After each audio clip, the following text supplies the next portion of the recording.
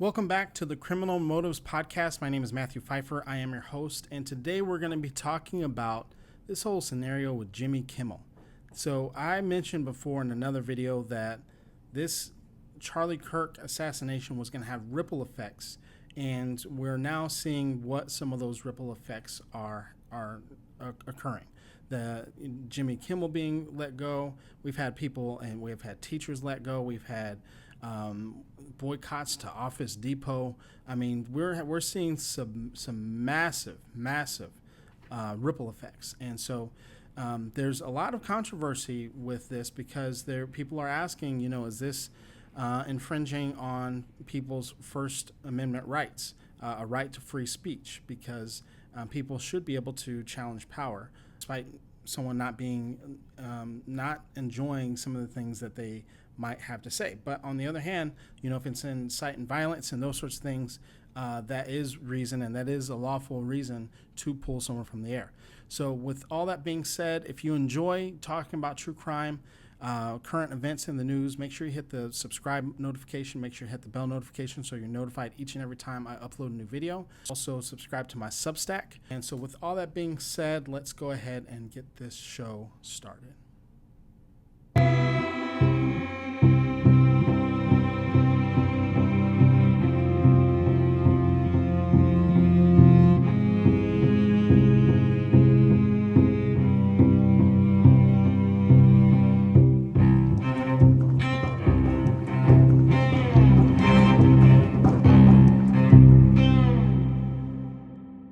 We have breaking news. ABC has just announced here that they will be preempting the very well-known show Jimmy Kimmel Live indefinitely. That's confirmed by ABC, and it comes at a very tense time with many of the issues we've been covering tonight.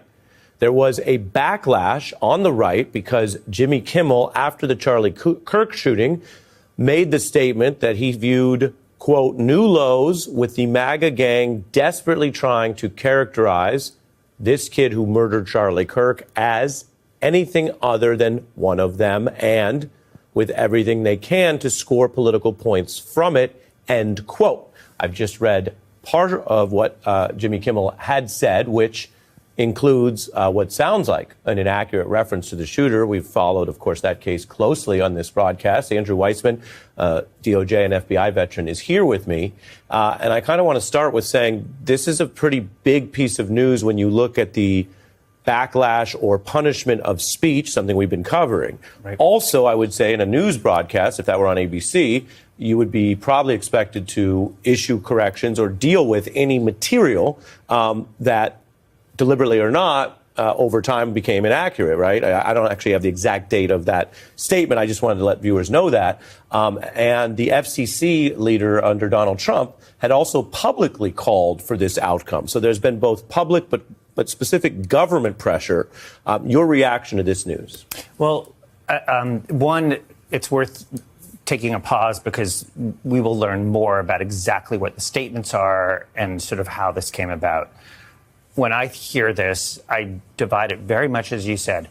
What has the government done versus what has a private actor like ABC done? So first, with respect to the government, that's where it's exactly the conversation we were just having with Katie.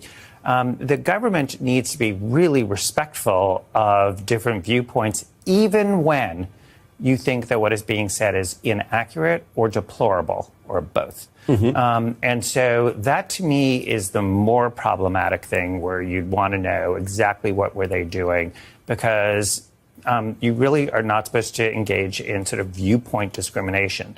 Now, a private actor is a very different story. The private actor is entitled to voice their opinions and what they have to say. But a company can also have certain, restrictions on what they do. But again, news organizations, they both have to be accurate. They have to be fair. They, as you know, from time to time will issue retractions and corrections. But also, news organizations should be the first to be defending the First Amendment. Yes, and while we are just getting this is brand new. Yep. We know that Brendan Carr, the FCC chief, had talked about this and talked about potentially using government power and fines. He said they really should pull Kimmel.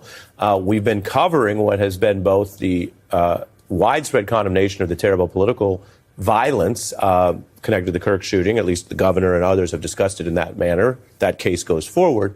But then you have the fact that Donald Trump has agitated against Jimmy Kimmel for years around the Colbert ending of that show, which the parent company said was a business financial decision. Trump darkly posted Kimmel is next. They have been feuding for years. And so even for those who might be very justifiably concerned about any statement or misstatement about that violence or Kirk, how do you view this from the oversight perspective of whether or not this has to also be reviewed for whether the government was trying to do the political bidding of the president to get rid of a critic? Yeah, well, look, CEG Lisa Cook, where that is exactly what she is saying, which is that she is being targeted so that he can control the Fed. I do think that it is important for the news to be able to cover whether somebody is politicizing a tragedy. And there may be a time and place for that discussion. It may not be appropriate to do right at the moment it is happening because it is a tragedy, and that it should maybe not be the first thing that you cover. But that is, if it is happening, that is something that does have to be covered. And so it really can't be that you are in the government calling on sanctions because you simply don't want to be criticized. That is core to the First Amendment. And to kind of narrow in on what you're saying, you're talking about what in the law would be a pretext, that you have a politician who's gone after a critic for years, and then something else happens and is being used or misused. But again, the involvement today, very publicly, of the FCC, of the Federal Communications Commission, which has has oversight of these broadcasting networks, that's supposed to be for things other than the president silencing critics, right? I mean, that's not the FCC's official role. So in terms of pretext, let's just take it back to your show tonight, where we started by talking about Kash Patel.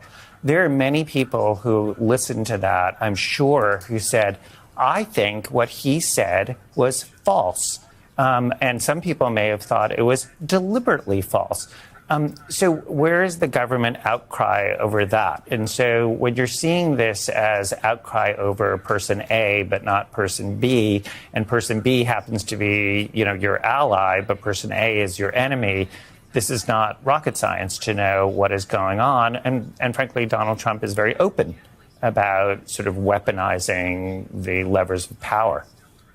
I'm curious, both in your role as a lawyer, but also as an intelligent person and around these worlds, what you think that the early big pressures have been on influential figures in entertainment. In Colbert, even though they stipulated it was for a different reason, but Trump was very vocal against him, and what looks to be tonight about Kimmel. What does that tell us? So I'm going to tell you a very quick story. When I had lunch with my parents and I asked them about the McCarthy era, Joseph McCarthy, sure. And I said, compare that, living through that, and living through Trump 1.0. And they said that 1.0 was better because at least then there were people speaking up and you didn't feel alone, and that there was a real sense of the First Amendment and you weren't terrified, and it wasn't this idea of silencing. And that is the thing that we talked about on this show, and we've talked about it before, is that slipping into the use of fear and the levers of power to recapitulate a really hideous point in our history in the 1950s of the Red Scare and what was done to people in Hollywood, in academia, in government. And that is the concern, is that you're going to see that kind of silence that is being used through government power. All right, welcome back. This Jimmy Kimmel situation, this is a slippery slope, in my opinion. And I think that it's, I can see a lot of lawsuits coming down the pike from this. So what's interesting about this is that, we do have freedom of speech. And then also we have scenarios where, when you say something that a private company may not like, they do have the right to, because so freedom of speech, just so you guys know, for those of you who may not know, freedom of speech protects us from the government. It doesn't protect us from private citizens or like being sued, things like that. Like if we, if there was like a defamation lawsuit and things like that. So, so there can be consequences for us saying something, that maybe like our job doesn't like. So I also posted a video, a YouTube short about a couple of them, about people being expelled from school for talking about Charlie Kirk, mocking Charlie Kirk. I talked about people who were fired from jobs, people who boycotts that were happening, the Office Depot boycott that's happening because of someone mocking and refusing to print something that was Charlie Kirk related. So there's scenarios like that, but where this one gets a little bit slippery is that from what I'm hearing and from what some other sources are reporting, is that the reason why ABC did this is because they are afraid of retaliation from the Donald Trump administration and afraid of what the FCC is going to do. And you actually saw what the FCC said. So now, if they're doing this specifically because they're afraid of what the government is going to do, right now we're starting to kind of get into that gray shaded area about freedom of speech, right? Because now, I'm not, it doesn't matter if you agree or disagree with what Jimmy Kimmel said. One of the important pieces of free speech is for the ability to hold politicians in power accountable. And so when someone who is in a position like Jimmy Kimmel says something or says a joke or says something that someone doesn't like, right? And now there's ramifications for this because the people who are in power are now exercising that power. We have to ask ourselves, is this abuse of power? So let me know what your thoughts are, because I think there's going to be a lot of lawsuits from this.